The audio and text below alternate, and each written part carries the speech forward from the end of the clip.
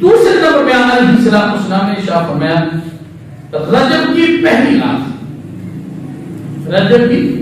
پہلی رات یہ ظاہر گزر چکی ہے، تو اب شعبان چل رہا ہے،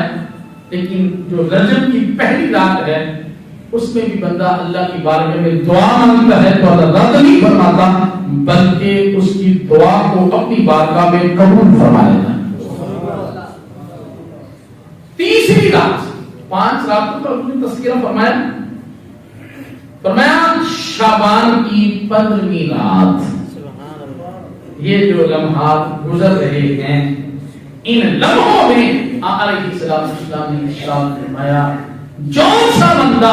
اللہ کی بارگاہ میں دعا مانگتا ہے اللہ تبارک و تعالیٰ اسے عطا فرما دیتا ہے، اس کی دعا کو رد نہیں فرماتا۔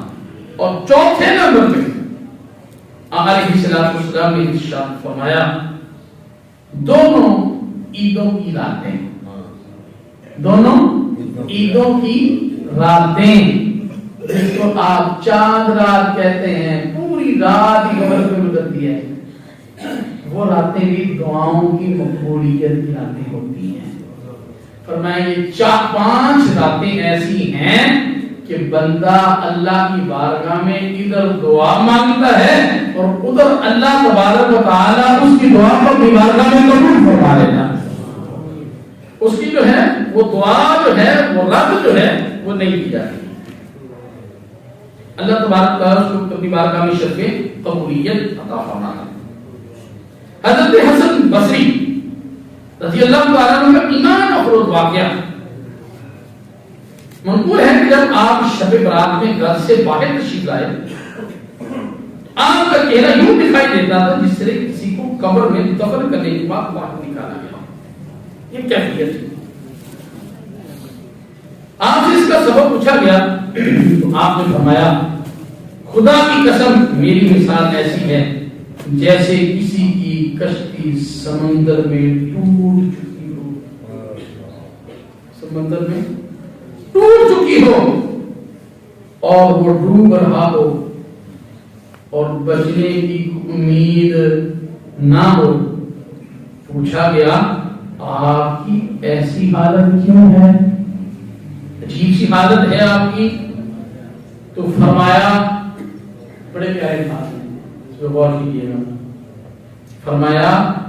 میرے گناہ یقینی ہیں۔ میرے گناہ کیا ہیں؟ میرے گناہ یقینی ہیں، مجھے پتا ہے میرے گناہ کی ہیں، یہ تو میرے گناہ تو یقینی ہیں۔ کہنے لگے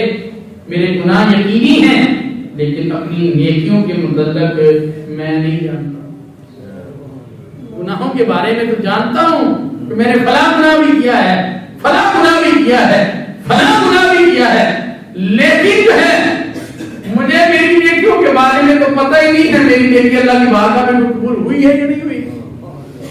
مجھے تو اس کے بارے میں علم ہی نہیں ہے، میں نہیں جانتا ہوں،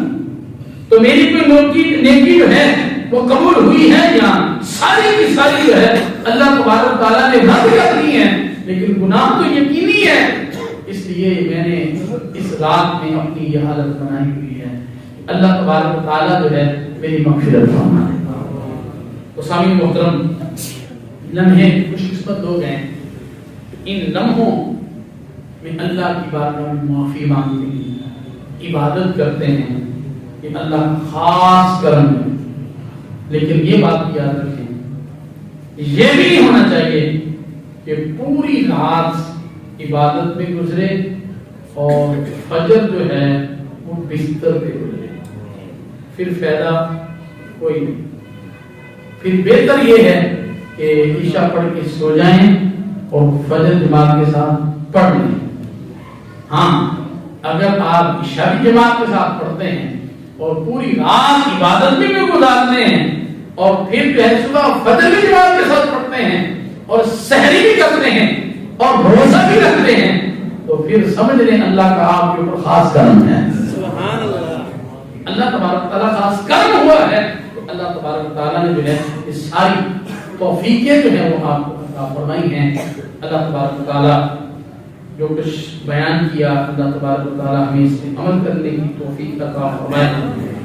اللہ تبارک و تعالی ہم سب کو دین متین کی سمجھ عطا فرمائے، اور یہ جو پیارے لمحے ہیں اللہ تبارک و تعالی ہمیں اس لمحات میں